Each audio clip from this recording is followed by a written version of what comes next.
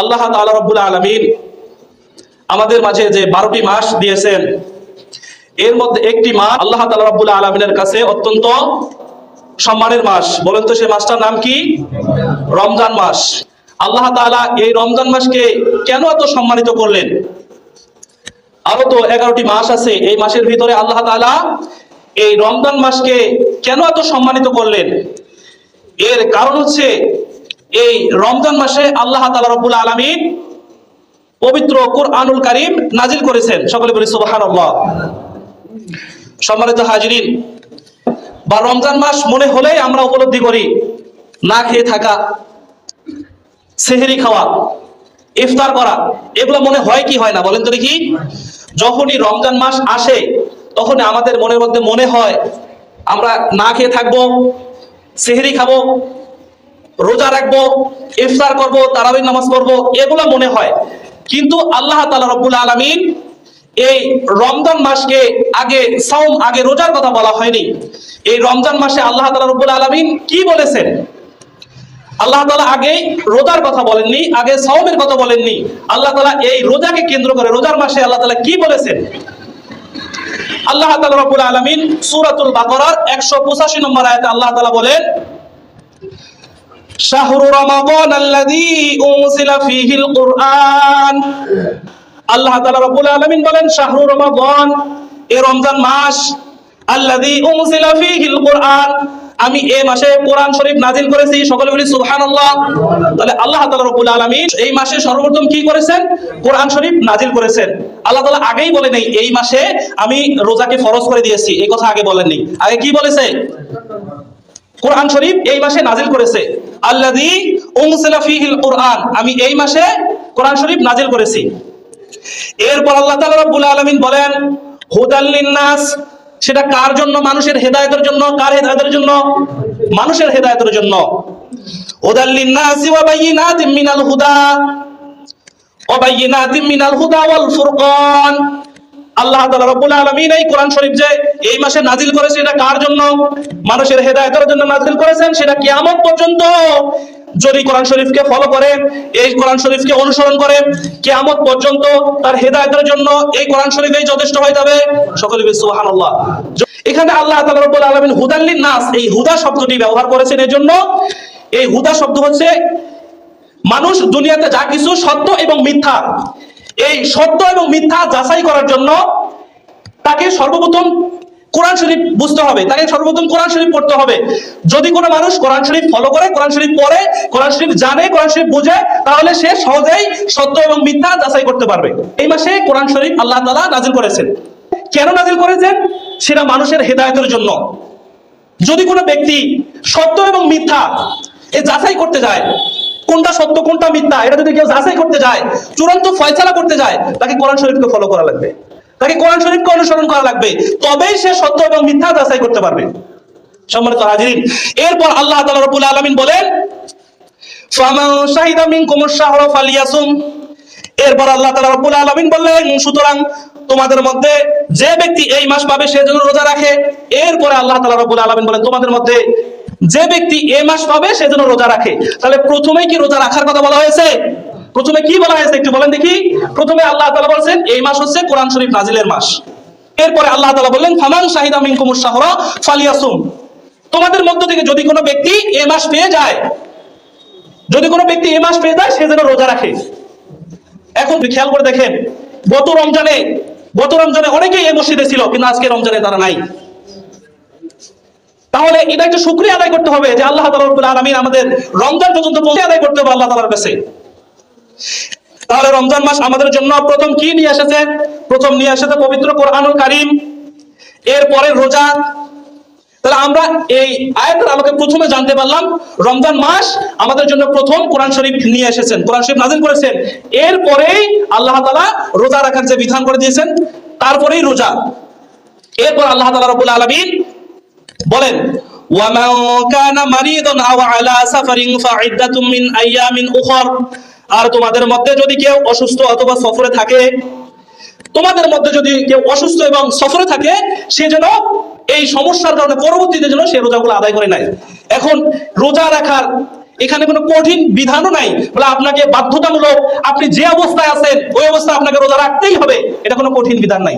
যদি কেউ তোমাদের মধ্যে যদি কেউ অসুস্থ থাকে, অসুস্থ তো অনেকেই থাকে, এমন অসুস্থ যে রোজা রাখলে মৃত্যুর আশঙ্কা থাকে, যদি কেউ এমন অসুস্থ থাকে তার জন্য রোজা ছাড়ের বিধান আছে। এবং যদি কোনো ব্যক্তি সফরে থাকে, সে সফরে আছে, সে সেহরি খাবে কোন সময়, সে ইফতার করবে কোন সময়, যদি কোনো অসুবিধার মধ্যে থাকে তাহলে তাদের জন্য সুযোগ আছে। এই রমজান মাস আসলে তাহলে আমরা এইটা জিনিস ক্লিয়ার জানতে পারলাম, যদি কোনো ব্যক্তি অসুস্থ থাকে তার জন্য আল্লাহ তাআলা সুযোগ করে দিয়েছেন, যদি কোনো ব্যক্তি মুসাফির অবস্থায় দূরে অবস্থান করে তার জন্য আল্লাহ তাআলা সুযোগ করে দিয়েছেন। এরপর আল্লাহ তাআলা রাব্বুল আলামিন বলেন, ইউরিদুল্লাহু বিকুমুল ইউসরা ওয়া লা ইউরিদু বিকুমুল উসর। আল্লাহ তাআলা রাব্বুল আলামিন তোমাদের পক্ষে এই সহজ বিধান এটাই আল্লাহ তাআলা নির্ধারণ করেছেন। আল্লাহ তাআলা কোনো জটিলতা চান না। তাহলে আল্লাহ তাআলা এই সহজ যে বিধান আছে, সহজ যে বিধান করে দিয়েছেন, এটাই তাআলা আল্লাহ তাআলা পছন্দ করেন। কোনো জটিলতা, কোনো সমস্যা এগুলো আল্লাহ তাআলা কখনো চান না। তাহলে আমরা এই আলোকে প্রথমে জানতে পারলাম আল্লাহ তাআলা রব্বুল আলামিন আমাদের জন্য শাহরুর রমাদান, এই রমজান মাসে আল্লাহ তাআলা প্রথমে কোরআন শরীফ নাযিল করেছেন। কোরআন শরীফ কেন নাযিল করেছেন? সত্য এবং মিথ্যা যাচাই করার জন্য, এটা চূড়ান্ত করার জন্য আল্লাহ তাআলা কোরআন শরীফ নাযিল করেছেন। সেটা কার জন্য? মানব জাতির হেদায়েতের জন্য। তোমাদের মধ্যে যদি কেউ এই মাস পেয়ে যায় সে যেন রোজা রাখে। আর রোজা রাখার জন্য কোনো কঠিন বিধান দেওয়া হয়নি। যদি কোনো ব্যক্তি অসুস্থ অবস্থায় থাকে, যদি কোনো ব্যক্তি মুসাফির অবস্থায় থাকে, তার জন্য আল্লাহ তাআলা সুযোগ করে দিয়েছেন। আল্লাহ তাআলা কোনো জটিলতা পছন্দ করেন না, যেটাই সহজ সরল বিধান সেটাই আল্লাহ তাআলা পছন্দ করেন। এই আয়াতের আলোকে আমরা এটাই জানতে পারলাম। যদি কারো বাসায় কোনো মেহমান আসে, সে মেহমানকে রিসিভ করার জন্য প্রথমে যায় কি যায় না বলেন? কথা বলতে হবে, যায় কি যায় না? সে মেহমানকে প্রথমে আমরা রিসিভ করার জন্য যাই, সম্মানের সহিত তাকে রিসিভ করে আমরা বাসার মধ্যে নিয়ে আসি। এরপরে সে মেহমানকে থাকার জন্য সুন্দর একটা ব্যবস্থা করে দেই কি দেই না বলেন? পরিষ্কার পরিচ্ছন্ন জায়গায় তার একটা থাকার ব্যবস্থা করে দিই, যদি কোনো অসুবিধা না হয়। তাহলে প্রথমে আমরা তাকে রিসিভ করে নিয়ে আসি, এরপরে আমরা তাকে পরিষ্কার পরিচ্ছন্ন সুন্দর একটি জায়গায় থাকার ব্যবস্থা করে দেই। এরপরে সুন্দর খানার ব্যবস্থা করি। আমাদের বাসায় যদি মেহমান আসে, যেমন তেমন আমরা যেমন 12 মাস যেটা খাই সেটাই কি খাওয়াই না? সুন্দর খানার ব্যবস্থা করি। সেই মেহমানকে বিনোদন দেওয়ার জন্য, খুশি রাখার জন্য গল্পগুজব করি। এখন আপনার বাসায় মেহমান আসছে, আপনি যদি চুপ করে বসে থাকেন, মেহমানের জায়গায় বসে আছে, সেই মেহমান কি খুশিতে থাকবে না মন খারাপ করে থাকবে? মন খারাপ করে থাকবে। সেই মেহমানকে খুশি রাখার জন্য আমরা তার সঙ্গে গল্পগুজব করি। যদি কোনো পাশেই কোনো ভালো জায়গা থাকে দেখার মতো, তাকে সেখানে দেখে নিয়ে আসি, যেন মেহমান খুশি থাকে। এরপরে কি করি? এরপরে যখন মেহমান চলে যাবে, মেহমানকে কিছু গিফট উপহার দেওয়ার জন্য চেষ্টা করেন, খুশি করার উপহার দেওয়ার চেষ্টা করি কি করি কিনা বলেন দেখি? সেই মেহমানকে খুশি করার জন্য আমরা উপহার দেই। এরপর কি করি? সে মেহমান যখন চলে যাবে তাকে সম্মানের সহিত আমরা বিদায় দেই। সে মেহমান যখন চলে যাবে তাকে কি করি? সম্মানের সহিত তাকে বিদায় দেই, তাকে তার গাড়ি পর্যন্ত তাকে সম্মানের সহিত পৌঁছায় দেই। তাহলে দুনিয়ার সাধারণত একজন যদি মেহমান কারো বাড়িতে আসে, সে মেহমানকে আমরা প্রথমে তাকে সম্মানের সহিত রিসিভ করে নিয়ে আসি, এরপর তাকে সুন্দর থাকার ব্যবস্থা করে দেই, তার সুন্দর খানার ব্যবস্থা করে দেই, তাকে বিনোদন দেওয়ার জন্য গল্পগুজব এটার ব্যবস্থা করে দেই। এরপর সেই মেহমানকে উপহার দেই। এরপর কি করি? এরপর সম্মানের সহিত সেই মেহমানকে আমরা বিদায় করে দেই, সম্মানের সহিত তাকে আমরা তার গন্তব্যস্থল পর্যন্ত পৌঁছে দেই। এটা করি কি করি না বলেন? কথা বলতে হবে, করি কি করি না বলেন? তাহলে আমাদের সামনে যে মাস আসতেছে, এর কি সম্মান কম না বেশি? এই মাসের সম্মান যে এত বেশি, এই মাস আমাদের সামনে রহমত নিয়ে আসতেছে। কি নিয়ে আসতেছে? সকলে বলি সুবহানাল্লাহ। এই মাস আমাদের সামনে রহমত নিয়ে আসতেছে, এই মাস আমাদের সামনে বরকত নিয়ে আসতেছে, এই মাস আমাদের সামনে মাগফিরাত নিয়ে আসতেছে। এই মাসে যদি কোনো ব্যক্তি একটি হরফ পড়ে, অন্য মাসে যেমন এক হরফে 10 নেকি, কিন্তু এই মাসে যদি কেউ একটি হরফ পড়ে তাহলে 700 নেকি।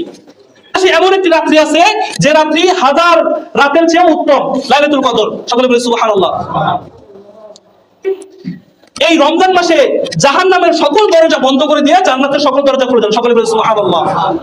তাহলে যে মেহমান আমাদের সামনে আসতেছে, যে বরকত নিয়ে আসতেছে, যে রহমত নিয়ে আসতেছে, তার জন্য আমরা কি ব্যবস্থা করেছি? তার থাকার ব্যবস্থা কি করেছি? তার খাওয়ার ব্যবস্থা কি করেছি? তার উপহারের ব্যবস্থা কি করেছি? যেমন করে আমরা সেই মেহমানকে আমাদের বাসায় নিয়ে আসছি সম্মানের সহিত, এর শাবান মাসের 30 তারিখে যখন রমজানের চাঁদ দেখা যাবে, আমরা সেই চাঁদপুর থেকেই তালাশ করব। এটা তাকে সম্মান দেখানোর জন্য যে মাস আমাদের কাছে আসতেছে, এই রমজান মাসকে আমরা রমজান মাসের চাঁদ দেখার জন্য প্রত্যেকে আমরা তালাশ করবো, এবং আমাদের চাঁদ দেখার পর আমরা দোয়া করব। তাহলে 1 নম্বরে আমরা সম্মানের সহিত প্রত্যেকেই রমজান মাসের আমরা চাঁদ তালাশ করব। এরপরে 2 নম্বরে যে যে মাসে আমরা মেহমান যেমন আসলে আমরা থাকার সুন্দর ব্যবস্থা করি, এই সুন্দর ব্যবস্থা করার জন্য আমরা নামাজকে আমাদের সুন্দর করব। কি করব? আমরা নামাজকে সুন্দর করব। মেহমান যখন আসে আমরা তো পরিপাটি করে পরিষ্কার পরিচ্ছন্ন জায়গায় তাকে থাকার ব্যবস্থা করে দেই। তাহলে আমাদের থাকার ব্যবস্থা যেমন মেহমানদের করব, এই মাসে আমরা নামাজকে সুন্দর করব। কি করব? নামাজকে সুন্দর। কি আল্লাহ তাআলার কাছে বলি ঠিক নাই। কেমনে নামাজ পড়ি, রুকুতে যাই কখন, সেজদা যাই কখন, তাড়াহুড়া করে নামাজ পড়ি, স্পিডে নামাজ পড়ি। নামাজের মধ্যে কোনো শুদ্ধতা নাই, নামাজের মধ্যে কোনো তারতিলতা নাই। নামাজ পড়তে হবে কেমন করে, ধীরে সুস্থে আসতে, আর আমরা এমন ভাবে পড়ে যাই 2 মিনিটে 4 রাকাত নামাজ শেষ। তাহলে আমরা এই মাসে প্রত্যেকে নিয়ত করব। প্রথমে কি নিয়ত করব? আমরা প্রথমে নিয়ত করব হচ্ছে আমরা চাঁদ দেখব, আমরা চাঁদ তালাশ করব। 2 নম্বরে কি করব? নামাজকে সুন্দর করব। কি করব? নামাজকে সুন্দর করব। নামাজের মধ্যে কোনো তাড়াহুড়া করা যাবে না। রমজানের জন্য আমরা খানার সুন্দর ব্যবস্থা করব। সেটা কি দিয়ে? কোরআন শরীফ পড়ে। আমরা যারা কোরআন শরীফ জানি না তারা কোরআন শরীফ আমরা শেখার চেষ্টা করব। আজকে আমাদের ঘরে ঘরে অশান্তির মূল কারণ কি? আমাদের ঘরের মধ্যে অশান্তির কারণ কি? আমাদের সব জায়গায় আজকে অশান্তির কারণ কি? আপনার বাসায় কোরআন শরীফ তেলাওয়াত হয় না, আপনার বাসায় রহমতের ফেরেশতা কিভাবে যাবে? সম্মানিত হাজিরিন, 3 নম্বরে তাহলে আমাদেরকে কোরআন শরীফ পড়ার চেষ্টা করতে হবে, কোরআন শরীফ পড়তে হবে। যদি কেউ না জানি তাহলে কোরআন শরীফ পড়া শিখবো আমরা। এরপরে 4 নম্বরে যেমন আমরা মেহমান তাকে খুশি রাখার চেষ্টা করি, বিনোদন দেওয়ার চেষ্টা করি, ঠিক তেমনি 4 নম্বরে আমরা আমাদের আচার আচরণ আমরা সুন্দর করব। মিথ্যা বলা তো অভ্যস্ত, মিথ্যা ছেড়ে দিব। চকরখুরি গীবতি করা অভ্যস্ত, এগুলো ছেড়ে দিব। বদমেজাজি, হটমেজাজি, হুট করে রাগ করে কথা বলে, এগুলো আমরা ছেড়ে দেবো। নম্র ভাষায়, সুন্দর সাবলীল ভাষায় কথা বলবো। কেউ আপনার কাছে আসছে, আপনি একটা জিনিস এর আগে আমি বলেছিলাম, এই একটা জিনিসকে আপনি 2 ভাবে বলতে পারবেন। আপনি যেমন আপনার নম্র সুরে সুন্দর আচরণে বলতে পারবেন, রাগ দেখায় বলতে পারবেন। এরপরে 5 নম্বরে যেমন আমাদের বাসায় যদি কেউ মেহমান আসে তাহলে আমরা কি করি? তাকে সুন্দর একটা গিফট, সুন্দর উপহার দেওয়ার জন্য চেষ্টা করি। তাকে সুন্দর উপহার দেওয়ার চেষ্টা করি। তাহলে এই রমজান আসতেছে, আমরা রমজানকে যেন সুন্দর একটা উপহার দিতে পারি, সেটা হচ্ছে মানুষের উপকার করে। কি করে? মানুষের উপকার করে। এই রমজান আসতেছে, আমরা খোঁজ নিয়ে দেখবো কার ঘরে চাল আছে, কার ঘরে চাল নাই, কোন বাচ্চাটা ইতিম বাচ্চা, কে গরিব দুঃখী মানুষ খেতে পারে না, এটা খোঁজ করে যাচাই বাছাই করে মানুষের আমরা উপকার করব। এমন একজন লোক বিপদে পড়ছে, তাকে সাহায্য করব। এভাবে করে আমরা রমজানকে আমাদের সুন্দর করব। তাহলে 5 নম্বরে কি করব? আমরা মানুষের উপকার করব। কি করব? মানুষের উপকার করব। এরপরে 6 নম্বরে যেমন করে একজন মেহমান আমাদের বাড়িতে আসে, আমরা চেষ্টা করি তাকে সম্মানের সহিত বিদায় করতে। আমরা ঠিক তেমনি যখনই আমাদের কাছ থেকে রমজান চলে যাবে, আমরা বেশি বেশি তার জন্য দোয়া করব। কি করব? দোয়া করব। আমাদের দোয়া সবার জন্য থাকবে। একজন দিনমজুরের জন্য দোয়া থাকবে, একজন সরকারি কর্মকর্তার জন্য দোয়া থাকবে, একজন আলেমের জন্য দোয়া থাকবে, একজন মুসলিমের জন্য দোয়া থাকবে, ইমামের জন্য দোয়া থাকবে, সকলের জন্য আমাদের দোয়া থাকবে। আসলে আমরা মানুষের জন্য দোয়া করতে পারি না। আমাদের ভিতরে কার্পণ্যতা রয়েছে। আমাদের মনকে প্রশস্ত করতে হবে, বড় মনের মানসিকতা পরিচয় দিতে হবে। সাধারণত আমাদের যদি কারোর সাথে কোনো ঝগড়া ফাজত হয়ে যায়, আমরা তার জন্য কখনোই দোয়া করি না। এই জন্য আমাদের আরো এই দিনকে দিন ঝগড়া ফাজতের চেষ্টা বিস্তার হচ্ছে। আমাদের দোয়া সবার জন্য থাকবে, সব মুসলমান ভাইদের জন্য আমাদের দোয়া থাকবে। আর আমরা এমন দোয়া করি যে দোয়ার অর্থই বুঝি না। আমরা এই রমজান মাসে চেষ্টা করবো প্রত্যেকটা দোয়ার অর্থ বোঝার জন্য। রব্বানা যালামনা আনফুসানা ওয়া ইল্লাম তাগফির লানা ওয়া তারহামনা লানাকুনান্না মিনাল খাসিরিন। এখন আমরা নামাজে দাঁড়াই, নামাজ শেষ, হাত তুলে দিই, রব্বানা আতিনা ফিদ দুনিয়া শেষ। এরকম করে দোয়া করে কিনা করে না বলেন? এমন দোয়া অনেকেই করে। আপনি সাধারণত একজন ব্যক্তির কাছে গেছেন আপনার প্রয়োজনীয় সমস্যার জন্য, চেয়ারম্যানের কাছে গেছেন, এখন ওখানে গিয়ে আপনার একটা সমস্যার কথা তুলে ধরলেন।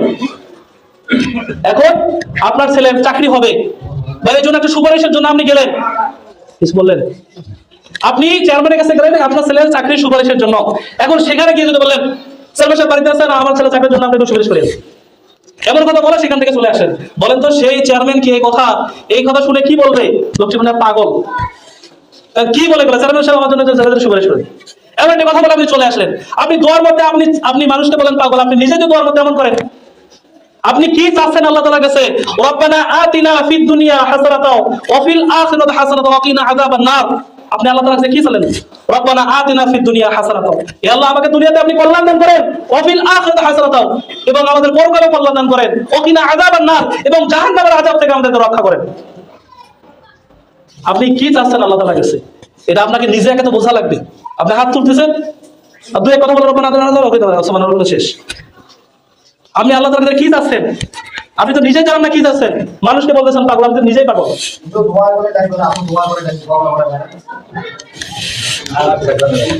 দোয়া করা যায় না, এটা আপনাকে কে বলেছে? আপনাকে কি হাত তুলেই দোয়া করা এটাই দোয়া? হাত তুলেই দোয়া করা এটাই কি দোয়া নাকি বলেন? আপনি নামাজের মধ্যেও দোয়া করতে পারবেন। তাহলে আল্লাহ তাআলার কাছে আপনি কি চাচ্ছেন এটা আপনাকে আগে বুঝতে হবে। আমরা এই প্রত্যেকে রমজান মাসে চেষ্টা করব আমাদের রমজানকে সুন্দর করার জন্য। আমরা ছোট ছোট সূরাগুলো মুখস্থ করব, এর অর্থ জেনে মুখস্থ করব। কারণ আপনি তো আল্লাহর সামনে চাচ্ছেন, আপনি কি চাচ্ছেন আপনি নিজে জানেন না। আপনি কি চাচ্ছেন আপনি নিজে জানেন না। তাহলে আপনার ওই যে চেয়ারম্যানের কাছে গিয়ে আপনি আবল তাবল বলে আসলেন, ওই বলাই বলা তো সমান। আমরা এই রমজানে প্রত্যেকে আল্লাহ তাআলার কাছে কি চাচ্ছি, কি দোয়া করতেছি, দোয়ার অর্থ সহকারে জানার চেষ্টা করবো। প্রত্যেকে আমরা শিখবো। রমজান যায় রমজান আসে, কিন্তু মানুষ কখনো পরিবর্তন হয় না। আমাদের 30 বছর 40 বছর 50 বছর 60 বছরের জিন্দেগিতে কত রমজান পেয়েছি, কোনো কিছু শিখতে পারিনি। রমজান যাইতেছে, রমজান আসতেছে, কিন্তু আমরা কিছু, আমাদের উন্নতি নাই, আমরা কিছু শিখতে পারতেছি না। এই জন্য আমরা এই রমজানকে প্রত্যেকেই যেন কোনো না কোনো দিক থেকে, সব দিক থেকে আমরা যেন শিখতে পারি। সম্মানিত হাজিরিন, আসুন রমজান মাসের জন্য সাহাবারা দোয়া করতেন, আল্লাহুম্মা বারিক লানা ফি রজব ওয়া শাবান ওয়া বাল্লিগনা রমাদান। দোয়া করতেন এই রমজান আসার জন্য। আমরা বেশি বেশি আল্লাহ তাআলার কাছে দোয়া করি যেন আল্লাহ তাআলা আমাদেরকে রমজান পর্যন্ত পৌঁছে দেন, এরপরে যেন পরবর্তীতে আবার আমাদেরকে রমজান দান করেন। আর রমজান মাসে আমাদের যত খারাপি কাজ আছে, যত বদ অভ্যাস আছে, সবগুলো আমাদের ছেড়ে দেব। এই রমজান মাসে যেন আমাদের যত এই জিন্দেগিতে গুনাহ করেছি, এই গুনাহ যেন আল্লাহ তাআলা আমাদেরকে মাফ করে দেন। সকলে বলে আমিন।